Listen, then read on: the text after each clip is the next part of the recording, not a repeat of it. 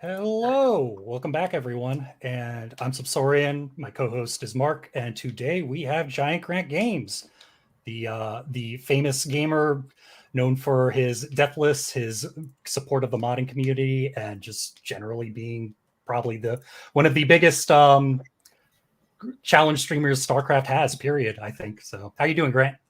I'm doing great. Thanks for having me. The famous gamer. Yes, the giant world. Gamer. So just, I guess, introduce yourself. Tell us how you got into this, to the RTS scene. Oh man, how did I get into it? Okay, so imagine the great world of 2000-ish, when I was a wee little lad.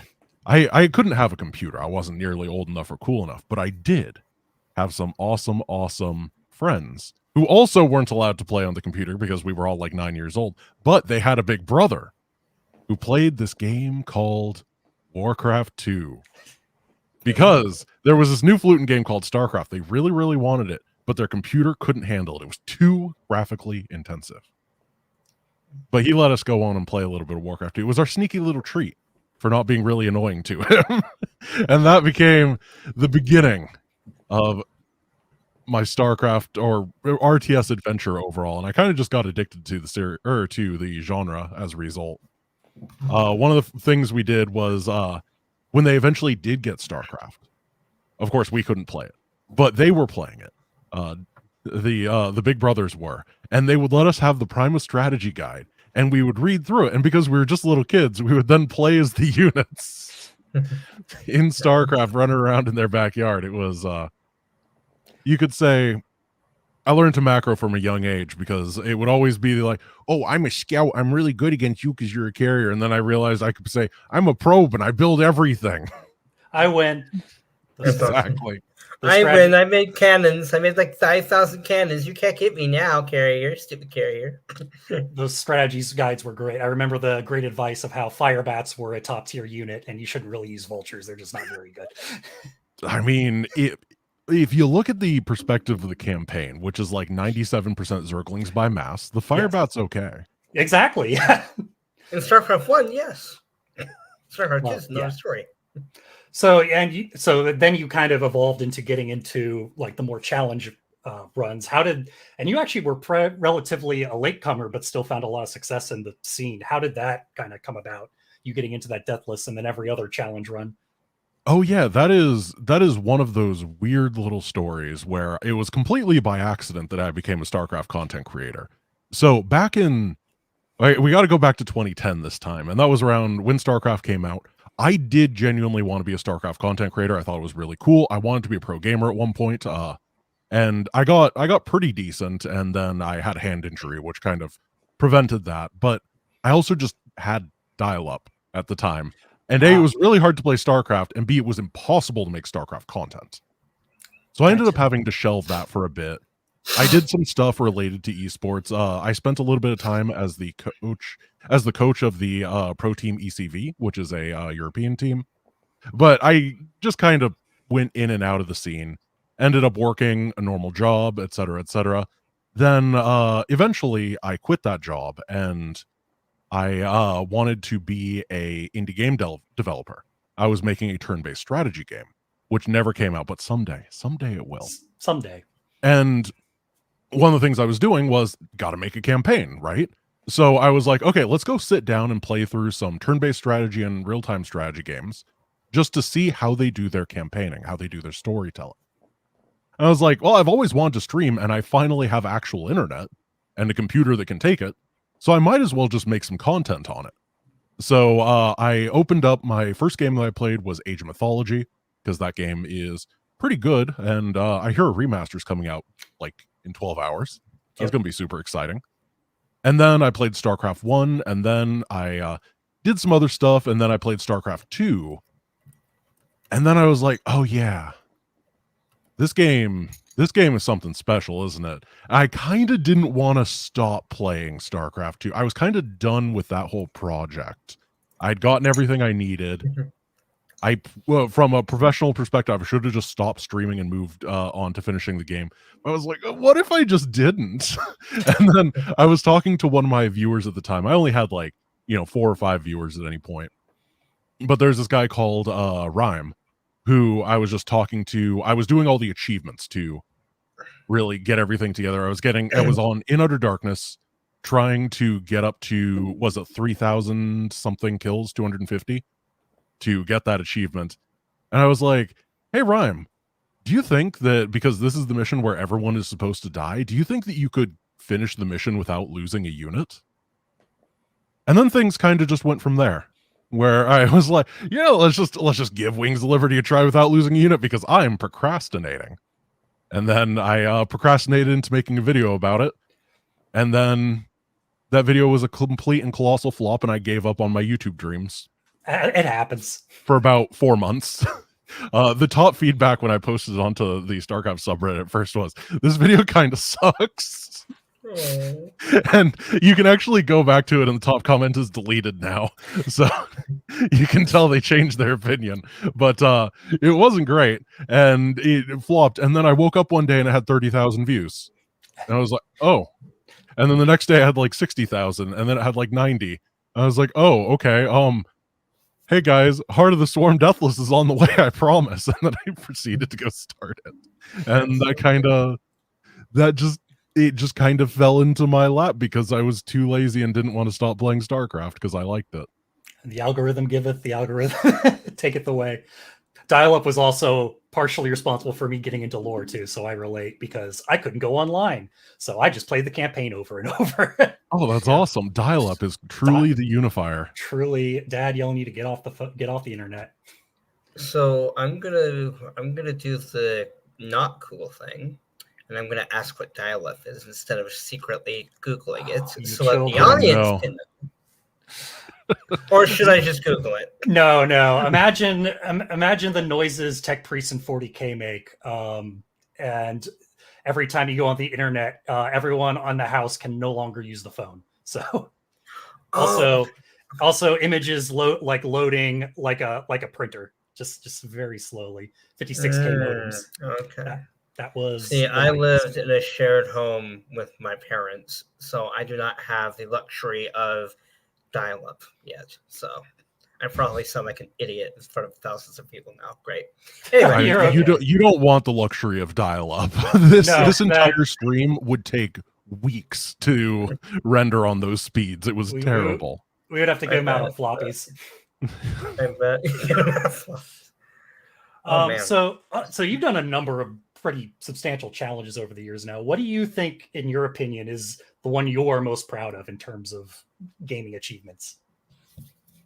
Oh, well, I mean, the thing that I'm most proud of isn't a gaming achievement at all, if that's a cheaty answer to the question, because I kind of am the flag holder of the StarCraft 2 custom campaign scene for the most part. Yes, you are. And that doesn't really, it's not something that I can flaunt as much on my YouTube channel or anything, but we have hundreds and hundreds and hundreds of thousands of downloads and plays of these custom campaigns that are being made, and it's really helped people just have a place to chill and hang out and enjoy StarCraft in a way that's not as stressful.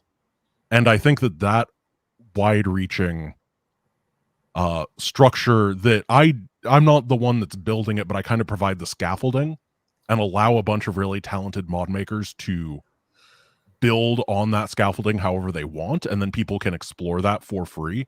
I think that's by far and away the thing that I'm most proud of.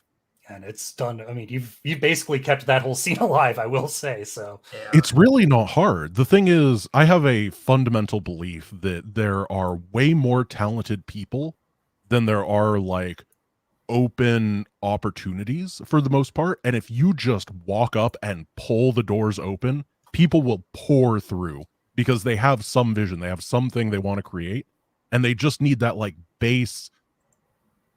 First of all, the just a little bit of something they can build off of, a place that they can go to get a little bit of help to get started. And often it's just saying, yeah, you're going to have an audience here. You're going to have someone that's willing to look at the thing you make and be, because when you're creative, you want to share it with somebody. It doesn't have to be everybody. Yep. But just a little bit with somebody. And then they just do it all. And they make things that are infinitely better than anything I could ever make. And definitely the audience is a huge thing. As someone who's been in the community a while, where it's like, oh, I can make this, but no one, I get like 2 upvotes, no one will care. And now that when you learn that there are thousands of people, that inspires you to make more. So yeah, absolutely. I kind of learned all of this. I grew up as in the like Toho generation, and I don't know how much you guys know about Toho, but it's a very small title made by a single dude, and the videos and stuff on it, the user-generated content, can get millions and millions and millions of impressions.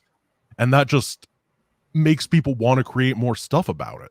You can like kind of idly like it, but if you have an idea, you know that someone is going to click on it just off of the title. And as a result, they will, it's just that recognition. It's guaranteed recognition, I think, is really important. And it empowers people. For those that haven't played Toho, imagine Lost Vikings on steroids. Lost Vikings, but good. Oh, yes, there we go. That's probably, I can't play Toho and I can't do Lost Vikings either, so not my genre. So of course we're more a campaign focused podcast. So of course we are going to ask some of your thoughts, especially as I know you're advising on an RTS campaign coming up, Zero Space. I'm so excited for that. You have no idea how hyped I was when I saw the trailer. I was like, oh my gosh, it's a new game. I don't know why Stormgate never interested me like Zero Space did. I don't have any reason why. It's just Stormgate's trailer, meh. And your trailer was just like, oh my god. Maybe it's because I knew one of the guys that was working on it, you. But yeah, I think that might have been it. But there's a lot of RTS, coming out. So there is, yeah. But 5 or something. Starting with StarCraft, what do you think are some of the best lessons to take from, especially 2's campaign, that you think other RTSs should really take going forward? The number one crossover player base with RTS is RPGs. That is the thing that you need to take. Your target demographic, not for competitive multiplayer, but for everything else, is RPG players. You want to tell a good story, you want to have interesting and dynamic missions, and that's really all you need to do. You make an RPG that is from the top down, and then people will be happy with it. And it's really a successful formula. If you look at the most beloved games historically, I think that's what they identified with StarCraft 2. They looked at what they did with Warcraft 3. They looked at Age of Mythology. They looked at stuff like Empire at War and Battle for Middle-earth 2. And they kind of learned a bunch of lessons from those and then just truly made, particularly Wings of Liberty, an RPG that happens to be about moving units instead of moving a character. And I wouldn't even give other advice. It's just do that, please. That's basically what turned Warcraft 3 into WoW, the gradual shift towards, we have a big audience who also likes RPG. Yeah, exactly. Oh my God. If we didn't write down this question, it just came up to my brain just now, but what would you think if they ever made a World of StarCraft? What would you do? Like, would you be interested in that idea? Or oh yeah, I'd definitely be interested in it. I've never played a non-fantasy MMO. I mean, I know that they exist in forms of like Destiny and stuff, right? Or is it Destiny? Destiny, yeah. Yeah.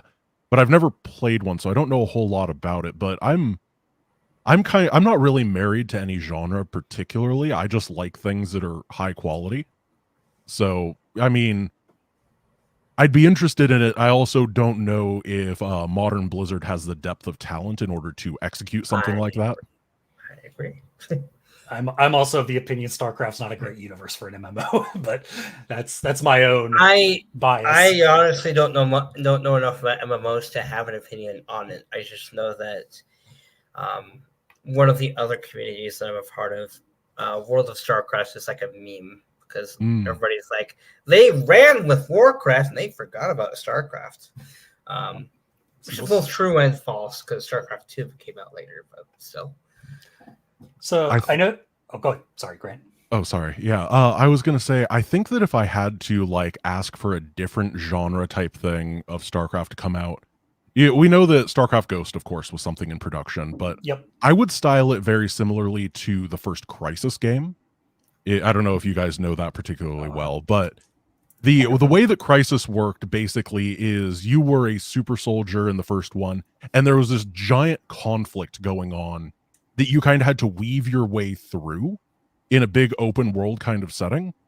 And I think you could really work on that for a StarCraft setting that'd make a very interesting single player game where there's like the Zerg and Protoss are basically smashing the crap out of each other, and you as like a small Terran squad has to get in there and do something in an interesting way that then, you know, you're like trying to balance the sides. You could have RPG stuff, of course, because that's what people are interested in, good characters, and then it leads to a greater plot throughout it. I think that the Crisis 1 style of game would work really well with a StarCraft Ghost type setting. Well, Blizzard kind of agreed with you because the idea of a giant, like, wide-scale battlefield style shooter was being made, and then the Diablo fiasco came out and they axed it. So, right. Oh well. So I agree with you. Yeah. So okay, I know you've done a tier list of campaigns, just judging the campaign in general, but it mostly involves a lot of the gameplay. If you had just to take it divorced from story, what would be your top tier, or just story for the campaigns? Okay, so no story involved, just gameplay. No, just story, no gameplay. Just story. I feel like if we did just gameplay, it'd be pretty obvious. Oh, it's so.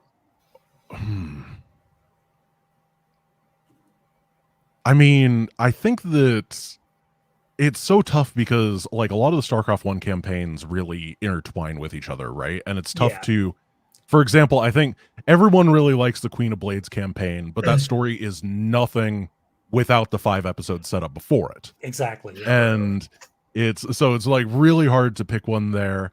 The StarCraft 2 Wings of Liberty can have a really good story depending on what order you play the missions in. Otherwise, you have a really jumbled and nonsense story that's like hard to follow. I can say the answer is not Heart of the Swarm. That's an easy one. And then you can do stuff like Legacy of the Void. I think the main campaign has a very solid story that is quite enjoyable. Unfortunately, you can't really get rid of the tumor that is the epilogue on the side. So I think I would go with the Queen of Blades campaign overall being the final StarCraft 1 campaign, simply because it, for its time, was very novel. Like, things were just not done that way. You know, nowadays we look back at it and we're like, yeah, a bunch of people have done that because they copied StarCraft 1 because it worked and it was pretty shocking and interesting. And then B, it actually gave enough time to flesh the stuff out for the most part. A lot of the other stories have issues where they really kind of rapidly jump through things. For example, a lot of people like the UED campaign, but if you play through it, it really feels like it needs like 3 more missions worth of meat there. It is my favorite. But it is a good campaign, but man, they could really use a little bit more, like, to flesh out Dougal particularly, I think. Oh, I agree. And also some difficulty. But I remember watching your because I knew you'd be talking about this. I prepped and I watched your campaign tier list yesterday. I rewatched it rather, and you said something just like that, very interesting, where you said that there should have been at least 1 or 2 missions between the Death of Stukov, whatever the fuck that was called, and the final mission. And I 100% agree with you because it ended too quickly, and I would have liked to see Dougal grieve because it felt like he just said, boo-hoo, I'm sad, but we must press on anyways, next mission. I felt like that's all it was. Yeah, I think that one of the core things from that campaign that is truly dropped the ball on is that Dougal is supposed to be an intelligent and good tactician, right? Like, but they do, and then he's manipulated and tricked by Duran. But the problem is, if you rush that too quickly, he just seems like a moron. Yep. And he just seems like a moron as a result. I just like Patriot. I'm biased by Patriot's Blood. That's probably it's good. It's a good mission. I love Patriot's Blood. But I do agree with you. Kind of on that same topic. So, as someone who's kind of dived into game development, you probably have a little more insight on narrative. What do you think that there is a limited set of stories you can really tell with RTS, given it's harder to tell than a, like, for example, a shooter or something where you're on the ground? But do you feel like there's that kind of limits the stories you can tell? I mean, maybe, but I think that in the world, the number of stories that are actually told from like a true macros perspective is like 5. Yeah, well, there's that. And it really, what makes any story special is the characters that you write and how you have them interact in ways that are A, interesting, and B, believable and consistent with them. And when it comes down to that, RTS I don't think is any more hamstrung than other genres. Like, you just have to do it in the right way, and you have to care enough to actually try. Makes sense. Because, like, you look at any other genre, Mass Effect is a great example. Mass Effect could have had the exact same plot stuff done in a StarCraft 2 style RTS. Do you know what I mean? Like, yes. Particularly Mass Effect 3 could have been an RTS and told the exact same story. And people like Mass Effect 3 besides the ending, which, just like StarCraft, it would fit great as an RTS. Yeah, but fits perfectly. Yeah, it's really just because the characters are great. People really like interacting with them, and, you know, having them together. It's all that kind of stuff is what matters the most, and is one of the reasons Wings is so popular. And I think the biggest thing is that people always try to tell a war story instead of a people story for the most part with RTS, and that's the big limiter a lot of the time. Yep, that lines up with some of the later ones too. I liked StarCraft 1 because it was so personal. Sometimes it felt like I knew the characters, whereas StarCraft 2, I mean,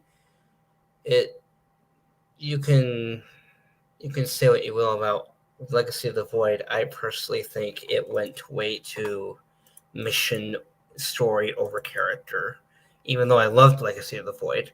Because, like, I know a lot about Artanis and Karax, but besides that, I can tell you 2 things about Vorazun. I can tell you 2 things. I know Subsourian can tell you a lot more, but me just playing the campaigns, I can tell you like 2 things about each character.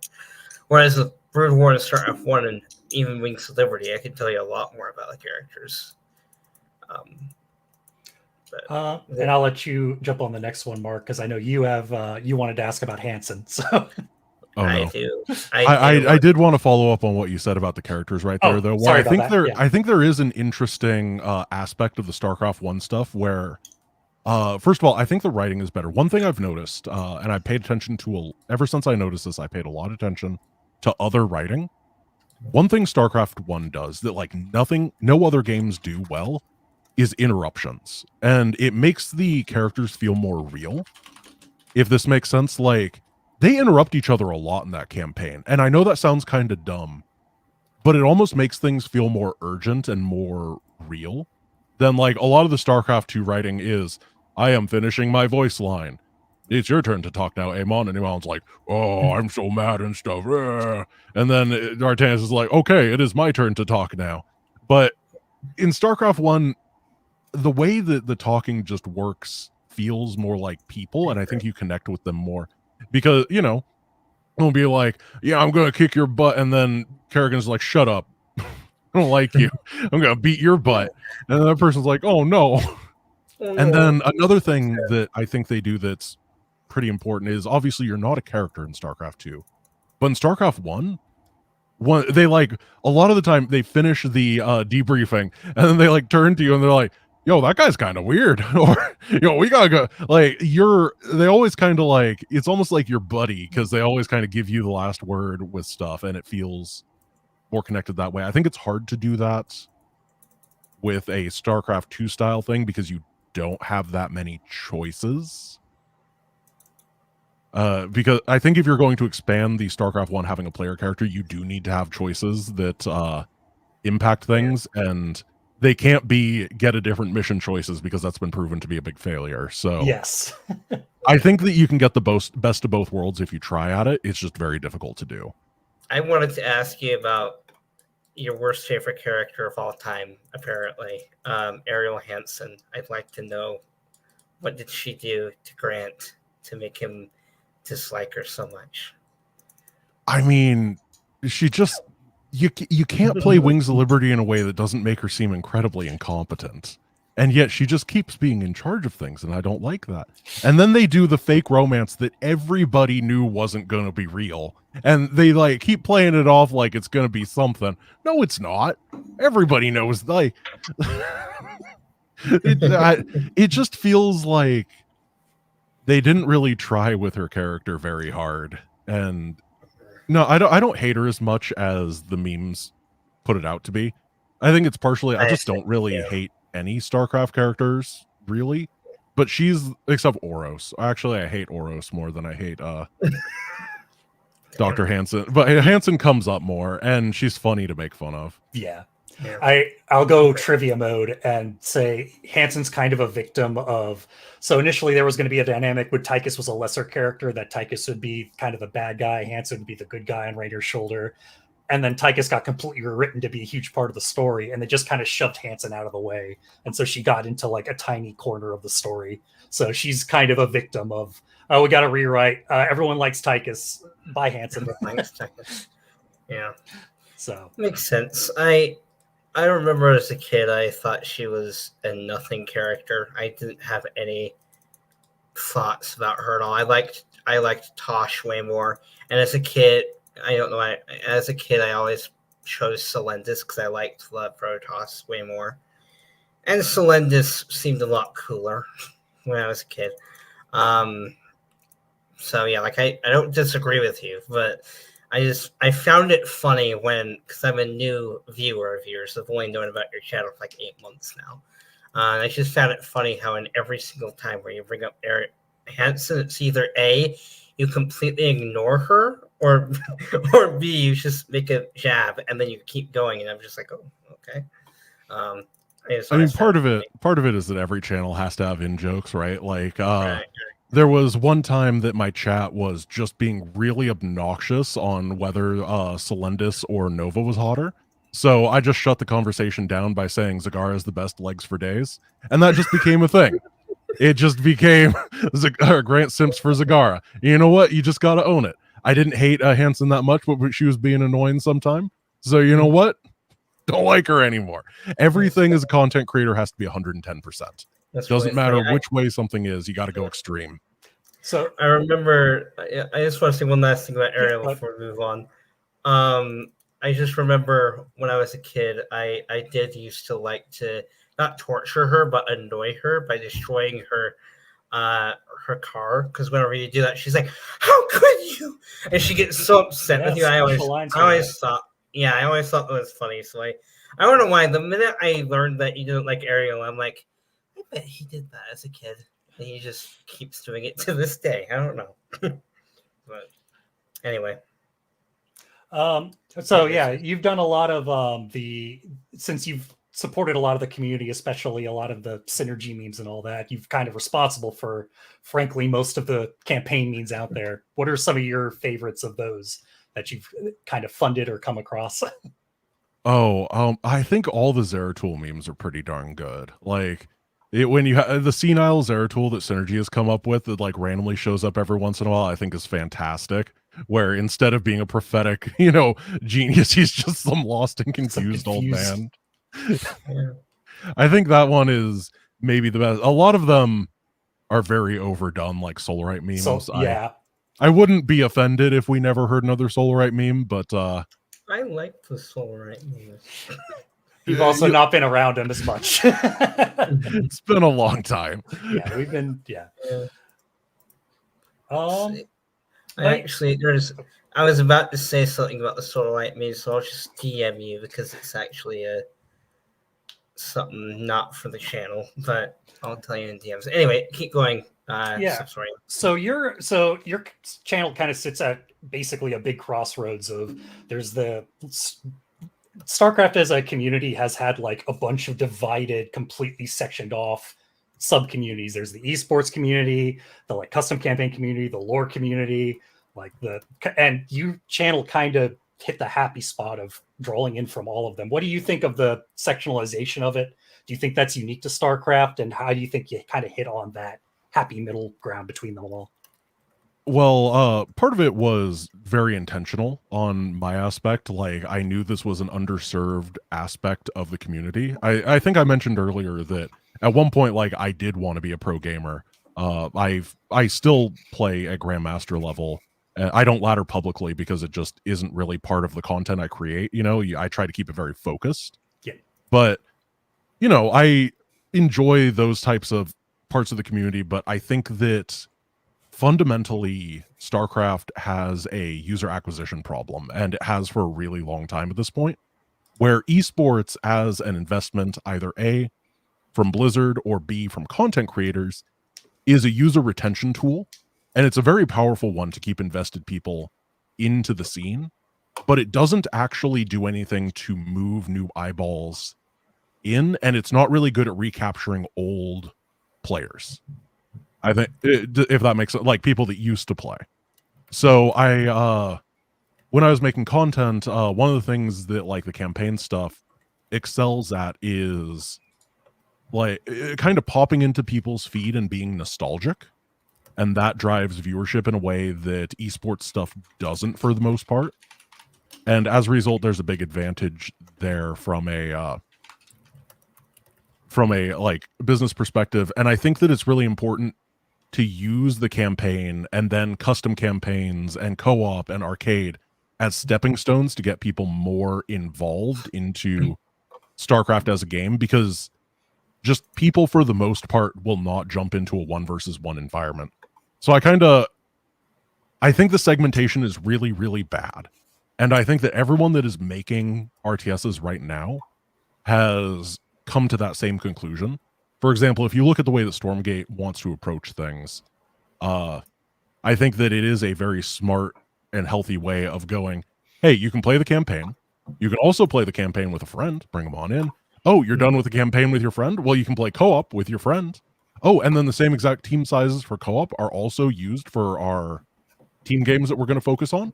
Yeah, and then, okay, now you provide like a really easy elevator for people to get from one step to the next that StarCraft really flubs with. And if you look at the way that StarCraft works, people play the campaign, then they play co-op, and then there's the multiplayer players over here who have been doing the same thing for 10 years straight, or 13, 14 years straight.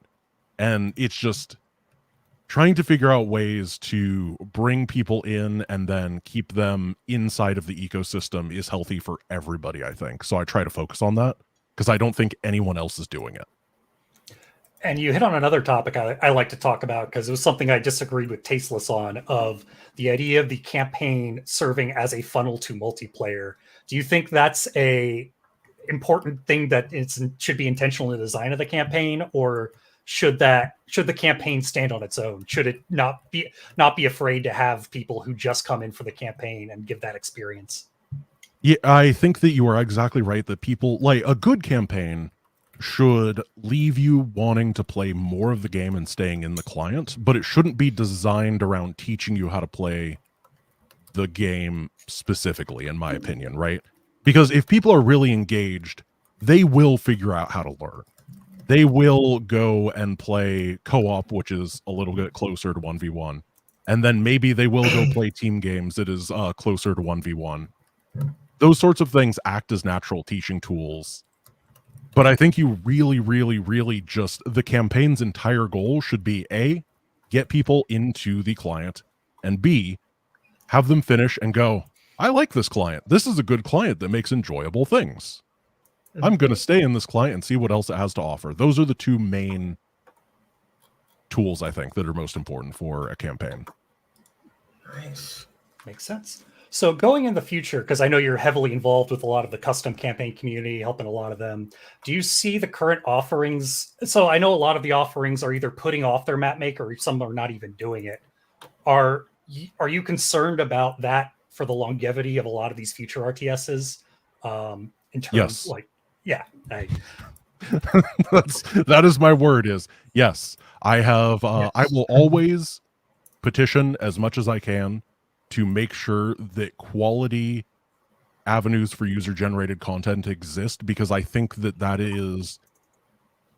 basically every successful game, with very, very, very few exceptions, have had huge swaths of user generated content as a core aspect of their offerings. I think one of the big issues is that one of the few exceptions is like League of Legends, and StarCraft 2, as it came up, was kind of paralleled and compared itself to League a lot, but League is the exception in that.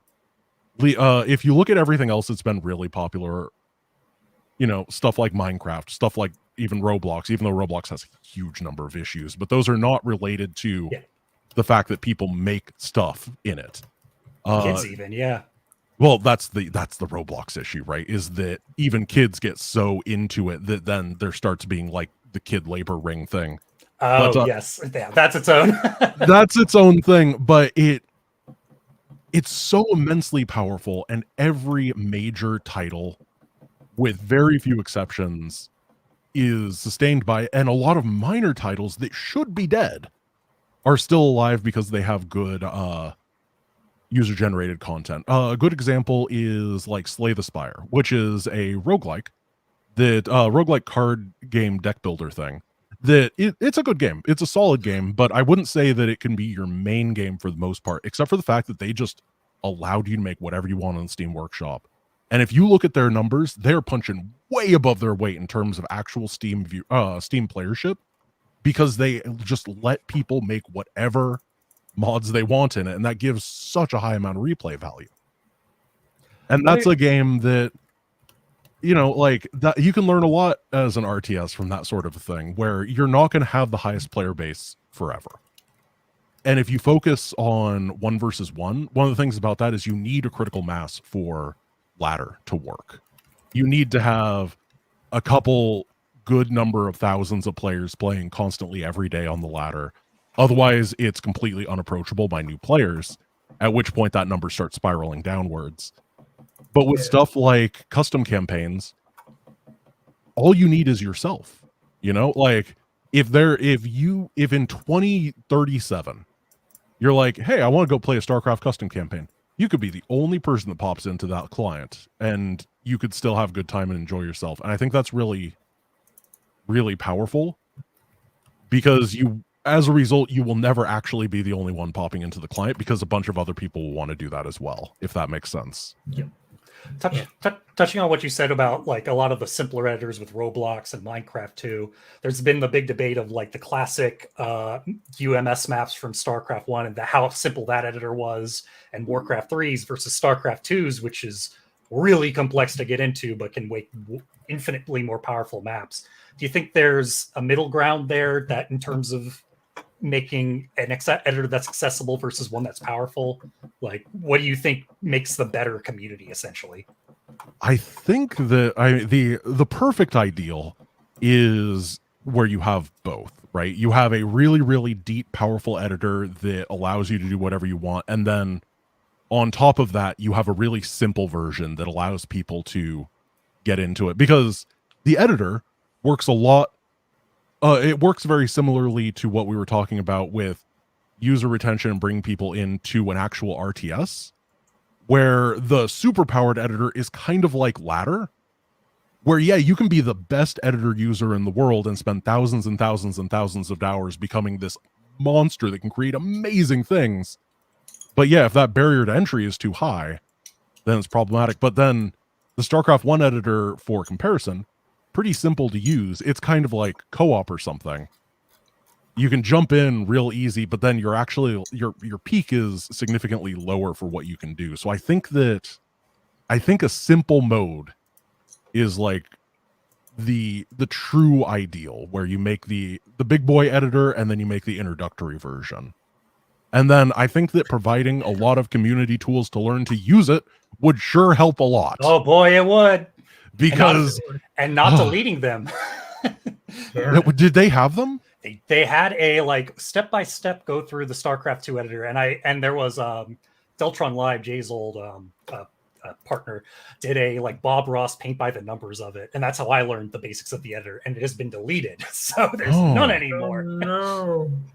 Yep. So that is a shame, because that is, I think, one of the biggest things about the community mod manager and the campaign area that I am a part of is that you have this community of mod makers that can teach each other, because that's what they have to do. They either have to just open it and figure it out themselves, or they have to go in these Discord communities and teach each other. Having people willing to sit down and build the proper tutorials would be so helpful. Shout out to SC2 Mapster, which is this is how I've asked a lot of questions. So yeah, it's the only way to do this shit now. Yep. Yeah. So since you're someone who's also funded a lot of the community maps, what are your thoughts? And StarCraft tried this experiment too with paid mods, and they only put out like 2. What are your thoughts on that in terms of being supported by the company itself that manages the product versus, or do you think that compromises kind of the nature of having these campaigns out for free? I mean, I think that if you are to, as a company, put money into supporting the development of these types of mods, then the product that comes out should be free. It needs to be if you are doing that, it is advertising. As I said, it is all about new user acquisition. It's about lowering that acquisition cost, and then it's about trying to keep people into the client. That's advertising. And that's where the budget should come from to do those sorts of things, not as another way to nickel and dime people. Because I talked about this. I did a review of Company of Heroes 3 recently, about 6 months ago. And one of the biggest turnoff things in that game is you launch the campaign and you are instantly hit with a paywall. Yep. It doesn't, if you are trying to get people into your thing, you want to give them like a magical experience. You want those first dollars that they spend or the first hours that they spend to feel like amazing value, because that's the anchoring. That's the expectation that's how they associate with the product from then on. And you're going to have to monetize at some point. You need to be able to keep your servers running. Yeah. But doing it in a way that doesn't take the new people and try to monetize them is important. If you look at the games that are really successful right now, they provide a really high quality upfront experience for free, and then they monetize the people that like want to stick around for years and years and years. That's I don't think that we should ever have an RTS gacha game, but that is the reason that system is so successful. Is I think largely because they really do provide a really good experience at the beginning. And and then they can justify affording it later. We can learn from that, not copy it, but we can learn from aspects of it. GiantGrantGames. I think it's going to be the next big game. Genshin, oh god. Listen, man, I don't know anything about Genshin, but if I did, I'd be very excited for not launching it tomorrow.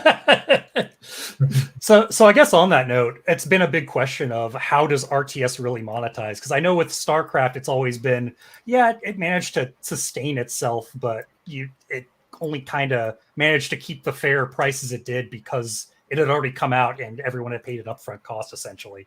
Do you think that there's more that can be monetized, or there's how do you get that line without compromising? Like, oh, now this isn't a competitive game. So.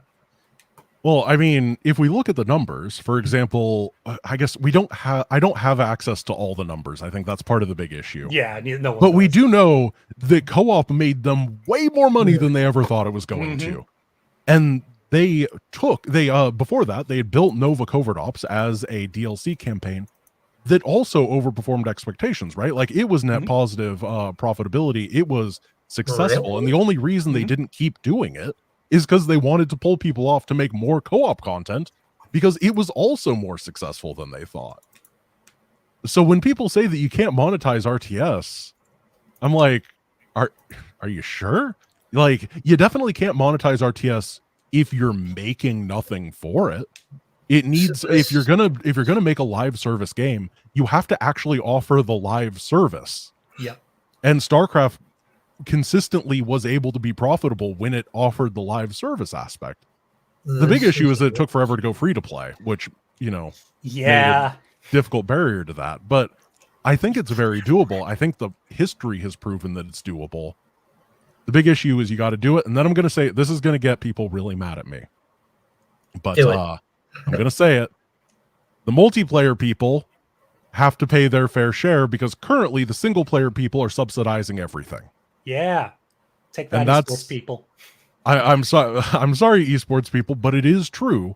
Like when you look at it, the amount of money that gets dumped from Blizzard into, I think that it's probably unsustainable. Yeah. When you look at the millions of dollars that are going to a couple of people and how the people that are watching those tournaments sure are not funding it. It's co-op people that are funding it. It's campaign buyers that are funding it. It doesn't make sense. That aspect of it doesn't make sense at all, and it needs to be reevaluated if esports wants to be sustainable for the future. I'm not saying that esports is bad. I'm not saying that esports is required, but I am saying there's a large number of people who really, really like esports and have not bought a single StarCraft thing since 2015. Nope. And I completely agree. That's I have so been saying that PvE subsidizes a lot of the PvP campaign and simultaneously gets looked down upon a lot by the PvP community. As someone who is obviously in that community, a little annoying.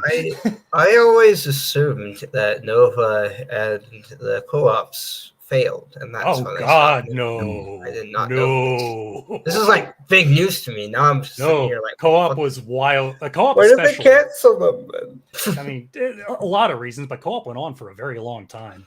So Yeah, it did. Yeah, co-op was only quote unquote canceled when the people physically left the company. When like all was canceled, basically. Like Right. everything. Yeah, there are no devs anymore. Team A or B or whatever it was. Yeah, that sucks, man. For my next one, I will share. I'll ask. Yeah, you want to go go first? Yeah. No, you go. You go. Okay. I need more prep anyway. Alrighty. Is it popped up yet? Okay, so Tassadar went through several model changes through the development of StarCraft 2. Which of the following characters uses the discarded model of Tassadar? I'm gonna say it looks like is a cool preserver. Yeah, you're exactly right. They used they decided you had this cool preserver. They decided he looked nothing like Tassadar, and they pulled the obscure Tassadar action figure to make the new model and his Heroes of the Storm model. So yeah, easy. Yeah, Easiest easy. question of the day. But you should have no problem in Twitch Trolls Grant in this next one when we. I mean, it's so calm during Twitch Trolls Grant. It's just really easy to just read those questions and process them. Very easy. You can just think through them, and it's really. Yeah. I will say I have been very impressed with your breadth of knowledge so far. I thought this batch was really going to get you, and granted, I know a lot of them repeated, but.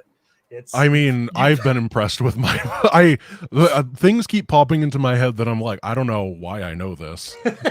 I've never read the book that this comes from, but I guess just being in my own Discord server that you happen to answer questions in helps a lot. Your lore channel is way too active for Oh, that leads to another question that I didn't write down. What books have you read, if any, of StarCraft? I haven't read any StarCraft books.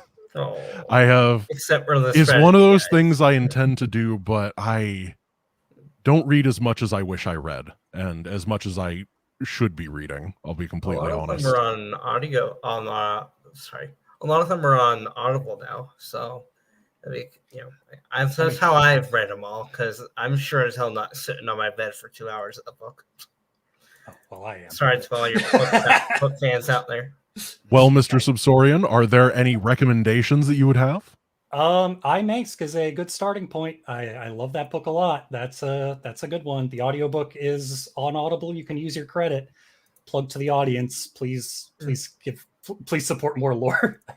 Yeah. I need this in my life. More audiobooks. Yes.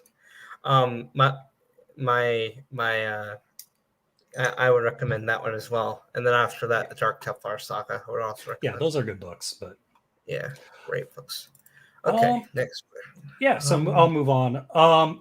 So you put out a very popular video actually on why you think the next RTS is going to fail because it's trying to essentially live up to StarCraft's. Oh, stop sharing my screen. To StarCraft's legacy. It's an impossible goal. Now that you've seen a lot of the RTSs that have come out, do you stand is there anything that's changed in your opinion since that video?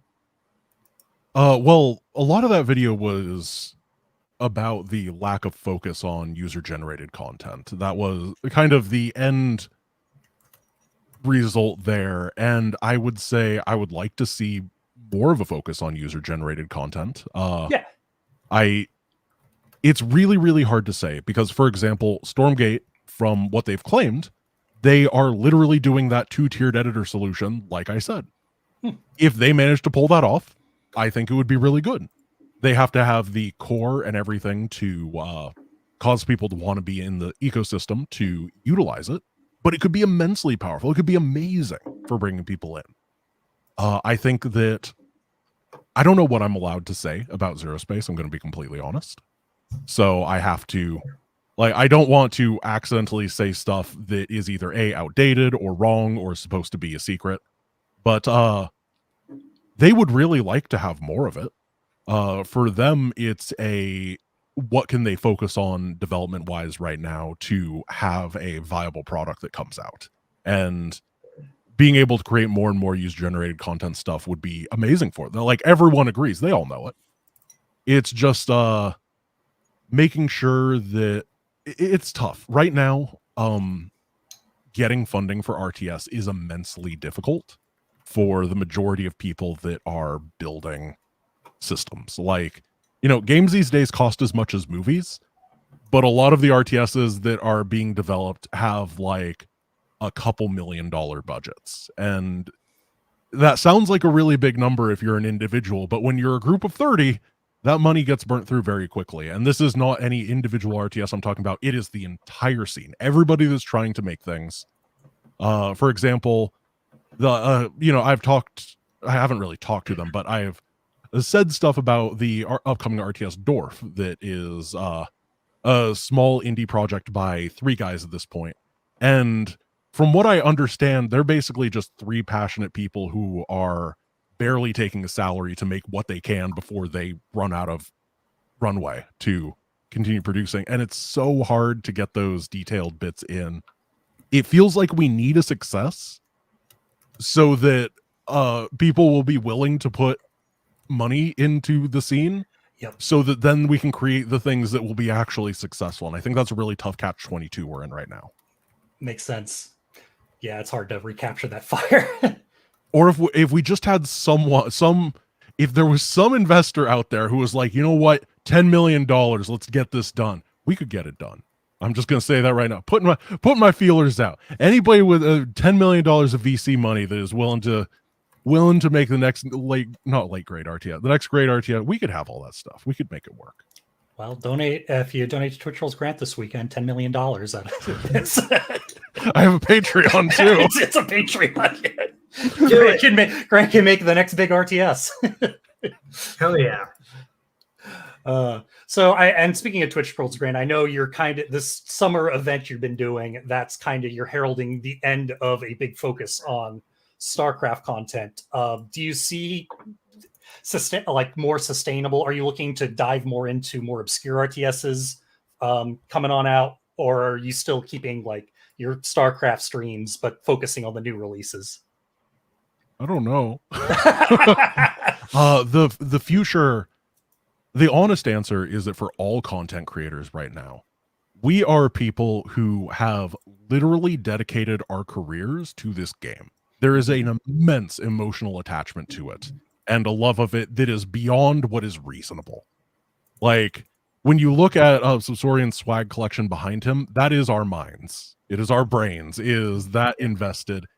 So when you say stepping away from it or moving back, then anytime someone says that, I'm like, no, why would I do that? That's stupid. But at the same time, from a business perspective, I have to be able to be like, okay, I need to make sure that things have a long-term success. And right now, StarCraft, the raw, unfortunate truth is that there is that user acquisition problem. It's not pulling people in, and one by one, people do leave.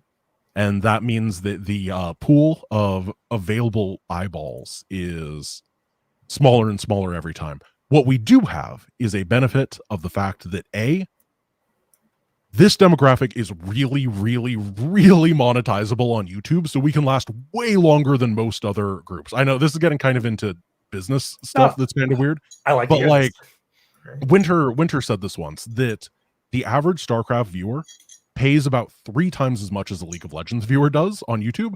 So we can afford to not get as many eyeballs for a lot longer. And that's what a lot of us are choosing to do. You know, the 100,000 views per video becomes 80,000, becomes 60,000. But because the group is older and worth more to YouTube, it's still a livable wage, when with other games it wouldn't be. So then we just kind of go, yeah, let's just keep doing it, you know? Like maybe if we do it long enough, StarCraft 3 will be announced. Hey, so I don't think I'm ever going to stop making StarCraft content. That's good. That's good. Because I don't want to. I just am going to make sure that however I'm doing it also has a long-term future. And I'm not against the idea of becoming more of a broad strategy games or RTS content creator, because I really do like all of that stuff. I think it's interesting. And if other people are also interested in it, I'm willing to explore that. But that is a Venn diagram that always includes StarCraft as a game. Well, that's good for me, because I've bound my skill set to the point where I can't leave. Turns out gameplay mechanics, you can do those everywhere. Specific lore on books, those don't translate well. The other thing is that, like, all of this is kind of a secret, but all of the content creators were actually business people that have like businesses. And I know it just seems kind of weird when you just watch someone's daily upload channel on YouTube, but like, I have a part-timer. Finlay helps, he's my editor for my main channel stuff. I have an ethical obligation to make sure that that channel is making enough that he can live a good life on. And yeah, so that's a big part of the thought as well. Like another one, Hearthstone has Hamster, and I don't know what their arrangement is or anything, but I know that I'm sure Hearthstone would never want Hamster to feel like he's not being properly compensated for the work he does. And so there's always that, like, well, let's put the feeler tendrils out just to see what other people are interested. Maybe there's cross interest, you know? It won't always work for every StarCraft person because not everyone's the same, but maybe you can find something that 90% of StarCraft people are also interested in. Every once in a while, you make an Age of Mythology retrospective, and you're just like, oh, yeah, okay, people are interested in this. Then you get one of the gods changed. I think that was you. Yeah, it was me. Yeah, sometimes you just accidentally get a game changed. I will say you're touching on the business part of it is part of the reason, because you all, like you, Loco, all them do super high quality videos, and then people come to me like, why aren't you making a YouTube channel? It's like, because I don't want to make, I'm not a business person. I can't make it a job for myself, but also I don't want to put out something that's subpar because I threw it together in my audio mixer. So it's for everyone out there, it's tough. It's a tough business to get into, and there's yeah, there is one of the reasons. This kind of loops back to a question earlier about why did I make stuff in the genre or the aspect that I did as well. But part of it is because you're right, it's a hard genre to get into. Like, if you want to get into RTS, you better not compete with Loco or Winter or Hearthstone or Uthermal. You're not going to win. They've been in this game for 10 years and they're so good at it. They will not even notice you and accidentally crush you with just better production quality. Like, you have to come at it from a different angle. You have to come at it from somewhere unique, because they're not just people. They are business institutions that spend a lot of time figuring out what they're doing, how they're doing it, and how to maximize everything the best way they can. And it's very impressive when you actually see what people have to do to keep this stuff going. Oh yeah. Oh, it's yeah. That's all on my list. Mark, did you have any more? We can keep moving for a second. Shit. Have you seen the Carbot cartoons? And if so, what do you think? I think that Carbot is like one of the most positive forces that StarCraft has ever. It's just like so wholesomely good, and it can pull, like, it's almost like a unifier, if that makes sense. Like every StarCraft person likes Carbot. I've never met someone that doesn't. It's just so charming. I hate playing with the mods enabled on StarCraft 1 because it makes me feel kind of queasy. But the actual animations themselves, I think, are fantastic. And I've only interacted with the maker of Carbot once, but he was really nice too, which is that's always just nice to see. Is it seems very wholesome, positive, good, and exactly the type of thing that you want to see more of in the world. Yeah, we've actually got him lined up in the future, but So nice. Yeah, I was also going to ask, and I know you've probably seen the whole thing already, and you're probably just going to stick to gaming, but I would love to see you just sit there and chill and just react to like the whole cartoon one day. That'd be cool.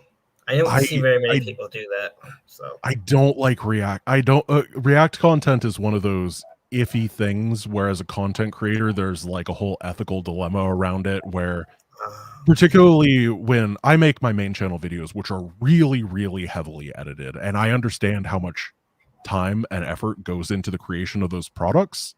And I have reacted to some quote unquote corporate stuff before, like trailers to games and stuff like that, because I don't want to do it to individuals who put so much time in, but I know how little effort it takes to react, and I know how many views you get for putting in no effort, and it just feels wrong. Like it legitimately, I feel like YouTube as a system needs a way to reward creators that you are reacting to. And then I would feel a lot more comfortable doing that sort of a thing. Because right now, it's basically, it would be me being a parasite onto some absolutely amazing made content. And I'd prefer just people go and watch it and give the views to the actual maker. Makes sense. Does that, that just gave me another question. Does that mean that you're against people that, I don't know if this has ever happened, but people that might make a reaction video of one of your videos? So I would say that it depends on the video and it depends on the reaction. So famously, I once reacted to a like 4-minute gameplay update thing on Stormgate, and it took me 26 minutes to finish my reaction. And I think that style of reaction, where you are pausing and adding more context and being interesting, putting your own spin and experience and knowledge on things, only heightens the product, and you're adding a lot. But then if like XQC ever reacted on my stuff, I'd probably issue an DMCA strike, because that man would probably just be in the bathroom while it was playing. Yeah. So it really depends. For example, when I made the video that was referenced earlier, which was the next great RTS is going to fail, this is why, a bunch of people reacted to that. And I think that all of them were able to provide their own insight, input, from having been in the professional aspect of the space, but also the esports aspect of the space significantly more than I have been. And I think that that's very positive. Also, I will say that the number one professional way you can do it is just email and ask. The only person that has ever asked me if they want to react to or if they were okay with me reacting to the content was Loco. And that was actually the first time I'd ever had contact with him. And it was literally just a, hey, I'm planning on reacting to this video at this time. If you don't want me to, I will not do it. And if I don't hear back, I'm just going to assume it's a yeah. That's fine. That's all that it takes. It's so simple. That's sweet. And of course, just when he does that, I'm going to go, yeah, of course, you can do that. It's incredibly professional, and it shows that you actually care enough with your content instead of are just trying to fill time. Yeah. And I think that's really all, at least for me, that's all you need. But that doesn't mean that it's a green light for everyone. But yeah, but always ask permission. And then if you don't get permission, be okay with that. I think that's the golden rule for like everything in life, actually. Just interacting with people, period, frankly. Yeah. Just anything at all, period. Yeah. I guess I just got I got like one more question, and we got our final question. What are your like top 3 favorite and least favorite moments in the StarCraft story to you? Favorite moments and least favorite moments in the StarCraft story. I mean, the worst parts were just all the epilogue stuff. I can throw that right there, where I legitimately, when I finished Salvation, the final mission of Legacy of the Void proper, and you're watching that like time lapse of the Protoss rebuilding. I was like, yeah, that was great. I had a really good time. And then Karax pops up with that unskippable cutscene that's like, Hierarch, we're getting stuff from Olnar. I'm like, oh, what's going on here, buddy? And it only went downhill from there. I don't know if you played that at launch. At launch in that scene, Karax's voice was accidentally dubbed with Celendis, so she just turns around and it's Celendis's voice. I'm like, oh, okay. I don't remember that. I got there about day 2 after the release. I don't know if it had been patched by then. It was patched very quickly, but I need you to show me. I need you to show me that. I'll see if I can find the video of it. I've seen a few, but that's really funny. I've never heard that. My hot take. Go ahead. My hot take remains, I still dislike the prologue more than the epilogue, but also I think the mission design biased me on that. I do not like those. I do not think it's a good introduction to Legacy of the Void. I think the prologue to me is just very inoffensive because it's so forgettable. Yeah. You know what I mean? Like the epilogue is such a capstone to the entire saga. And when you're like running your marathon, you complete the marathon, you run through the rope and everyone is super happy, but then you realize there's actually another rope 10 feet ahead of you, and then you trip on your face and you just start bleeding out, and it was a fake rope the entire time. That's what the epilogue feels like with Legacy of the Void. But the prologue to Legacy of the Void was kind of like a stumble when you got 100 meters left on that. And yeah, I'm not as offended as a result, but I do agree that it's weak. Yeah. The final boss was Rocks. Dustin Browder set this up all along. It's true. The final boss was Rocks. Oh god. But name like a couple of favorite moments then in the saga. Favorite moments in the saga. The UED campaign as a like storyline, I think, was very good because you weren't entirely sure what was going on, and that's like, oh, they're enslaving the Overmind. That's just crazy. Like that was the first time in StarCraft where you're just like, oh, that kind of goes above and beyond what you're expecting there. The ending of StarCraft 1 as a whole, I think as well, was just one of those like, wow, I can't believe they went that direction, which, as I said before, is now kind of normal. But back at the time when you experienced it without spoilers, it was very different. It was kind of like the I am your father moment from Star Wars, where nowadays it's like cliche and boring, but it's because they are the ones that started that thing.